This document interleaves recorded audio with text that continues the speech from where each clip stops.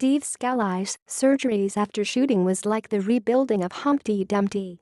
House Majority Whip Steve Scalise, likened the surgeries he faced after he was shot at a Republican's baseball practice to rebuilding Humpty Dumpty and said there was a lot of damage inside his surgeons had to fix. "I found out later just how much damage was done internally," Scalise told 60 Minutes in an interview that will air Sunday. My femur was shattered. The hip and pelvis had serious damage where the bullet went through and, did some damage to areas that had to be shored up with steel plates, and then they did a phenomenal job of rebuilding, kind of the rebuilding of Humpty Dumpty." Scalise was shot in the hip by a gunman, identified as James Hodgkinson, who opened fire on Republican lawmakers practicing for the annual congressional baseball game in June.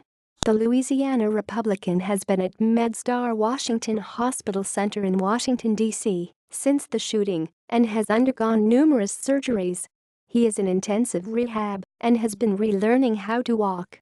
Scalise said, "Doctors had to put me back together again. It was initially unknown when the Louisiana Republican would return to work.